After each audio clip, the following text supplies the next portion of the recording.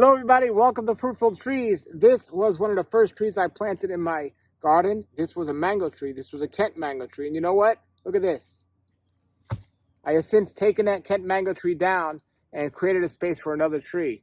As the more I grow and I learn of what trees are best or what trees I want to make the room for or particular spots, I have played musical trees. I definitely think if we do the research beforehand, we won't get ourselves into that situation, but there are times we plant something and maybe it doesn't do as well as we thought it was going to do, or we figure out maybe something can be better in that spot or something else. Now, this tree had actually virus on it, and I didn't necessarily want to top work it because I have too many mango trees already, so I planted it with something else. Yes, I took a mango tree out and I planted something else there.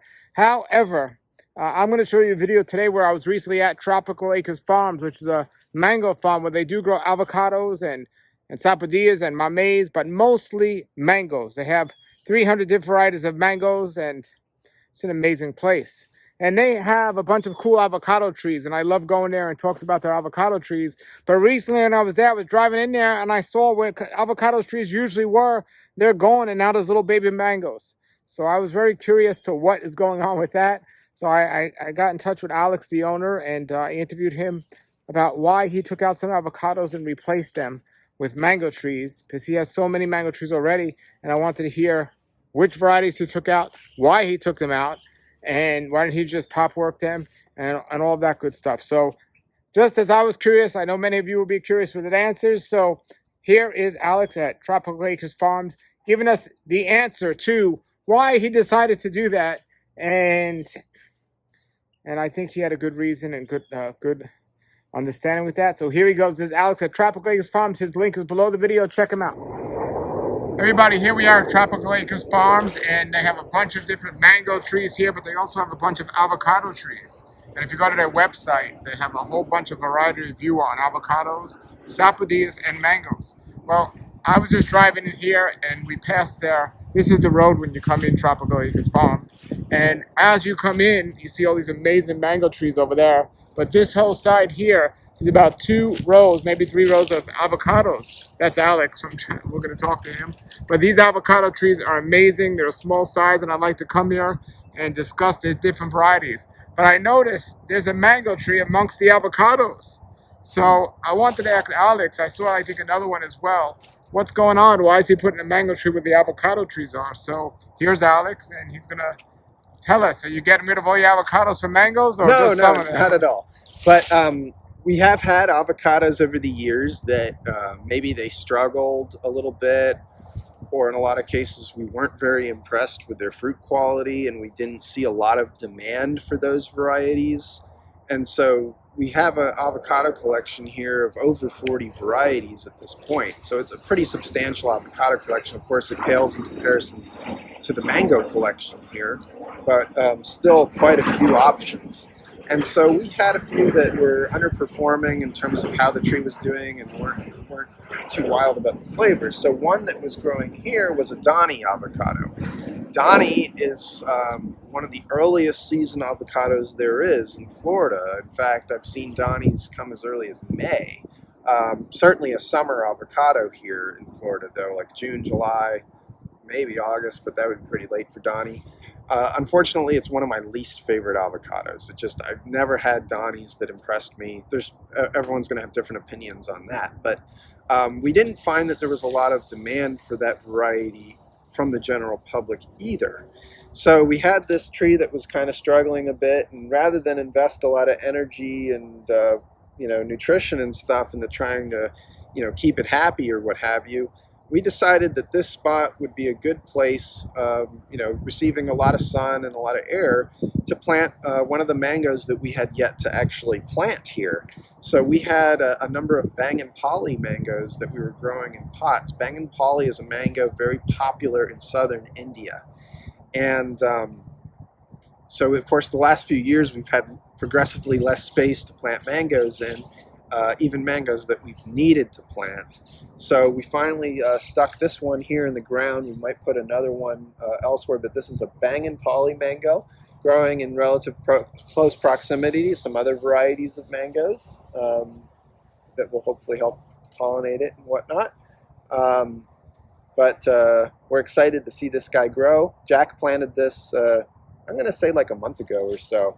So what size gallon pot was that? It was in a 7-gallon pot.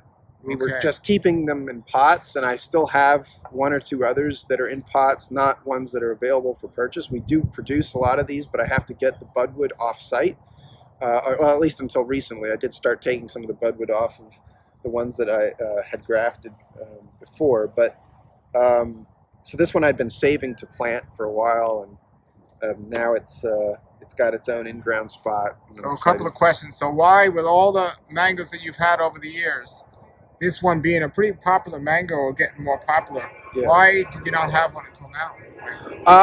Well, for one thing, Bang & Polly was very hard to source for many years in Florida. It still is, actually. So there was only really a couple proven specimens in Florida, and a lot of fake Bang & Pollys. In fact, in the nursery trade today, there's still a lot of fake Bang & Pollys, unfortunately. So it's one of those Indian mangoes that wasn't widespread introduced to Florida the way Alfonso or Kesar or Neelam were. Those are examples of Indian mangoes that are relatively common in Florida, or at least available within the Florida nursery trade.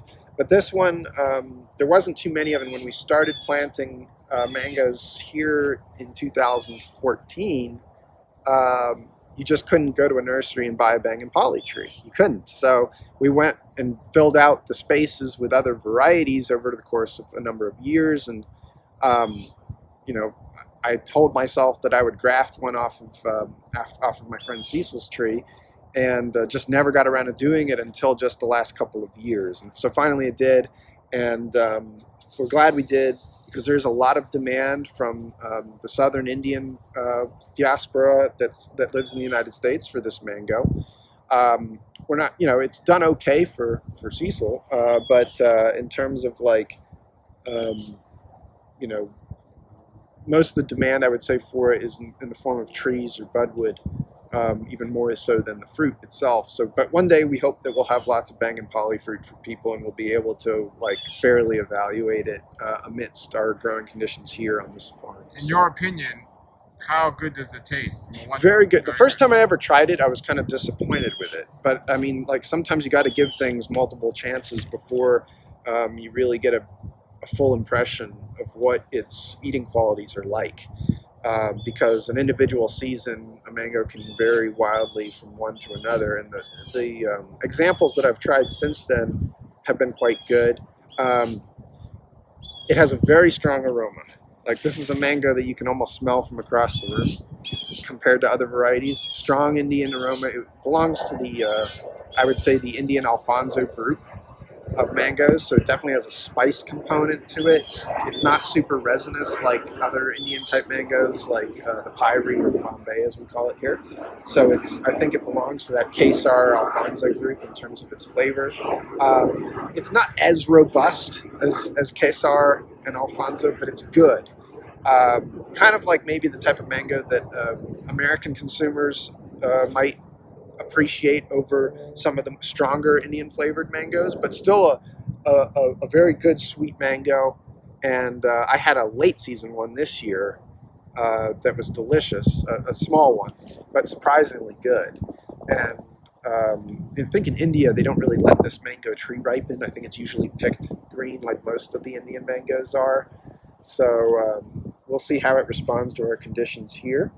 But I'm glad that we finally planted one. All right. So what did you do with the avocado tree? We dug it out and just discarded it. We didn't want to keep it. We didn't feel like potting it up and trying to revive it. We just, Jack dug it out and threw it in one of the rubbish piles, I think, and that's it. We're not growing Donny avocado anymore. If other people want to grow Donny, they can, but you will not be able to order that avocado through us anymore or get the fruit from us, unfortunately. But it's a sacrifice that I'm glad we made, I think. But the description to it is still on your website, like many other avocados. Yeah, in fact, I need to take it off the list because I don't want to lead people into believing that we are still growing it. I don't get too many chances to revise the website's list, but at some point we will take Donnie off, as well as some of the other varieties that we have removed recently. Well, show us what else you removed here. Oh, right. Okay. While So we're doing the video here. okay. So Here's some other trees here. yeah, we have a couple others that we took out. And this is their avocado row. And when I drove in, I noticed that. So there was another one we had growing right here. The avocado we had planted here was, this one was Hylia red. Okay, so we had a Hylia red tree growing here. And it was fruiting every single year, but we were so unimpressed with the fruit's quality. It was really more of a showpiece avocado in terms of its appearance. And it was having some dieback issues from nutrition. So rather than attempt, like same thing with the Donnie, rather than attempt to revive it, we decided to stick in the ground one of the mangoes that we had yet to plant that we had in pots. So this mango here is called Jaya, and I got this mango in the form of budwood from some customers that live up in the Brevard County area. I think they live in the area of Melbourne or Merritt Island, I can't recall. But they told me about this seedling mango that they planted some years ago. And I think, ironically enough, they said it was a Bangin Pali seed. They are from southern India, I think. And this couple described this mango as being very high quality and having the unusual habit of flowering in the off season and routinely flowering in the off season. So when I heard that, my interest was piqued, and they supplied me with some budwood. I did graft it to a different tree, an in-ground stump that we had cut back to topward, but the other variety that I grafted to that stump vastly outgrew the Jaya. Fortunately, I had grafted a Jaya tree in a pot and held on to it, and we planted it. So Jack planted this when he planted the other one. And it's flushing growth now, which is good to see. I'd rather see it flush growth than flower, honestly, right now. I want this tree to grow. And we'll see how it does here and if it ever develops that off-season fruiting habit. But someday in a couple of years, we'll get to try it. So in general, a 7-gallon mango this size, you put in the ground, how long can you expect? I know it's different per variety, but how long can you expect this to have some mangoes? I would expect that in the coming year, we're not going to let it fruit this year, even if it does flower. So if it flowers, what we'll do is we'll come and we'll strip the little mangoes off of it, and then when the panicles have dried out, we'll break them off like closer to spring. But what we'll do is we'll try to get as much growth as we can off of it this coming year, so that the canopy develops enough and the trunk thickens up a little bit that it can support fruit. So in 2023, this tree will have no fruit on it. But hopefully in 2024, maybe a year and a half from now, like maybe in 18 months or something like that, it will be structurally large enough to support holding fruit if it flowers. But typically a tree like this size, we can get to fruit within 2 years, sometimes 3. If it takes longer than that, I'm disappointed. But I think hopefully by 2024, we'll see what kind of conditions we get then. So. All right, another less avocado and a new mango. Yep. And then one more, I'll show you. We have Look at another avocado they got rid of, and they replaced it with a... So we had here growing a Utuado avocado, which is supposed to be like a dwarf variety from Puerto Rico. At least that's what the literature suggested. Unfortunately, ours always struggled compared to the other avocado trees we had planted, and it, maybe it had to do with the spot, maybe it had something to do with the rootstock, who knows. But we decided it wasn't worth keeping. There wasn't a lot of interest in the variety anyway, so that contributes to that decision as well.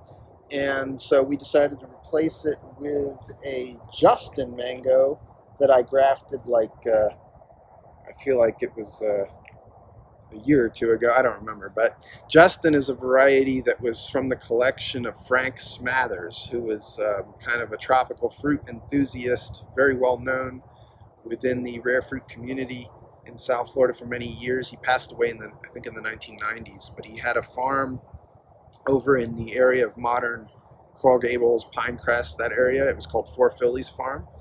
And he had a number of varieties that came from his property that later on got named and grafted within the nursery trade. One of those was the Angie mango. The Angie is from Frank Smather's property. Of course, that's a very famous mango now. But he had a few others that were not as well known. I believe he named them after his grandchildren. So one of those was the Ryan mango, which Chris Wenzel has kind of popularized that. And we grow it here now too. So that's one of Frank Smather's creations. And another was this one called Justin, which is less well known, but reportedly makes very good quality fruit.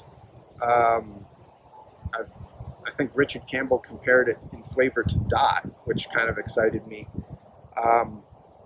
It makes very beautiful, large red fruit. I've seen the photographs of it. So we're excited to see how this does.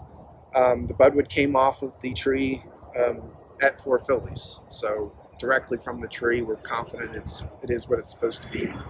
And we'll see what it does in a couple of years. So far, it's grown kind of slowly in the pot, which is actually kind of encouraging. It doesn't look terribly vigorous. I like mangoes that aren't, super aggressive. So we'll see how it does. But I'm glad to have replaced that avocado with this mango. So when you get budwood, when they offer to you get it, I know your success rate is pretty good, but how much budwood are you getting, and how often are you trying, or is it take on the first time, and how many do you graft in your situation? Like, what is our rate of take on grafting? What's your rate of take, and also how many trees are you going to graft? Like, if the new tree that you found, or somebody. Oh, okay, yeah. If it's a variety that we don't have, then hopefully, you're kind of, fortunate to be getting it in the first place in a lot of cases. So expectations can't be too high. But you certainly, if you're trying to introduce a new variety, you want to get multiple scions of the variety to give a better chance of having at least one take. Or just No, not necessarily, because when you've got a new variety, you don't know if you want lots of it, but at least if they can get 2 or 3 or 4 or 5 or whatever, then you feel okay with that, because it depends in part on what you're doing. So if we're top working a stump, then yeah, we'll take 10 or more of it or whatever to throw it on the stump, because it's not going to make a difference that much if we have extra grafts take. But if we're grafting them to potted rootstock, then it does matter, because we have a limited quantity of potted rootstock, and we don't want to overproduce something that we don't know if there's a market for, or if it's going to be something that we're going to want to keep. We're not going to talk up something if it's got too many poor qualities or whatever, and we don't want to get stuck with a tree we can't move, taking up space in our container nursery. So our rate of take on grafting is over 95%. Sometimes it's closer to 99, depending on what we're grafting. But so obviously we don't want to make too many potted trees. We only made, I think this is the only one we have of this now. And I remember in this case, actually, the rate of take was not very good on the budwood, but it was because of the time of year we grafted it very, very late, and it was very cold. I remember that when we grafted that, but we ended up with a tree that we've kept, and we'll see how it does. Alrighty, all right. So, any other avocados you're thinking of putting on the chopping block, or you're not sure? Yeah, some of these Mexican types that are from Texas have trouble ripening here in Florida. So we're debating, because the trees are healthy. So I'd actually rather probably use those trees for top working and turn them into a different avocado, because there are still some avocados we're interested in adding. In fact, I recently grafted a few varieties of avocados that are kind of intriguing to us, but they're in pots. So, but there's certainly some varieties in here like Poncho and Fantastic and Lila and Joey. Those are some of those Texas varieties that actually have different names. I think those are not their original names. They got renamed in the nursery trade. And they fruit here. Sometimes they fruit well, but the problem, and they're very cold hardy too, but the problem we've had here in South Florida is they don't seem to like our climate or soil too much in terms of ripening.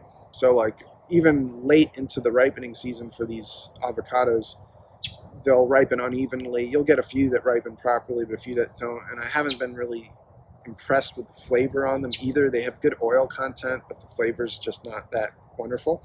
So those are a few that we're considering probably top working rather than actually just removing the trees, because they are healthy trees.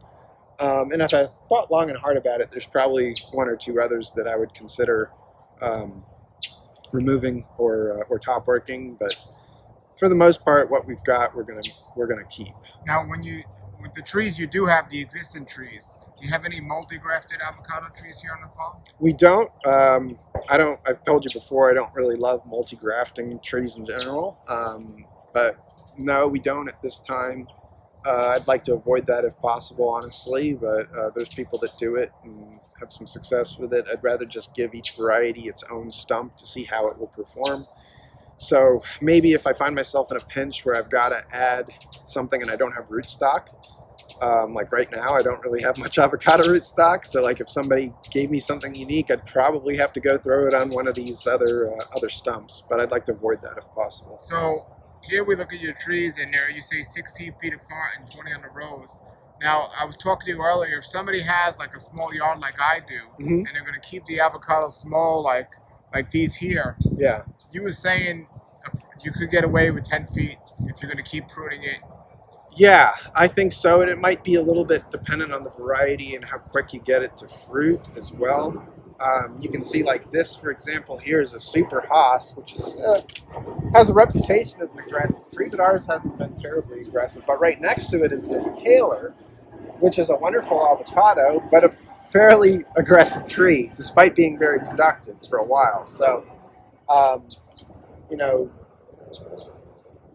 it might depend on your individual situation, but I think if you're willing to prune them, you can probably get away with that kind of spacing with avocado in a backyard situation. So, okay, which would be tighter than what we've got here. Yes. All right, everybody. But you can see there's pretty substantial space. These trees were planted in 2014. There's still quite a bit of space between them, so we're okay at 16 feet. Sure. So you could see, you could imagine less than that for trees that were planted in a similar time span.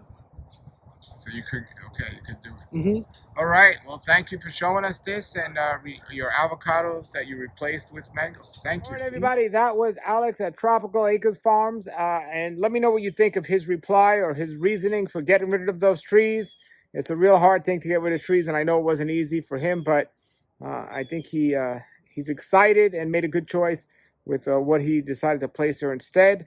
If you have a big property, you have the freedom to do that a little bit more often. In my small property here, I have to think really hard before I would do something like that. But I have done things like that, like you saw with the mango tree at the beginning. Anyway, everybody, I'm going to put Alex's link below the video. If you've gotten rid of any trees or replaced them, post below. I'd love to hear your story of what you've done and why, and how it turned out for you. And if you like this video, please remember to like and subscribe. Until then, everybody, have a great day, and thanks for watching, and keep growing.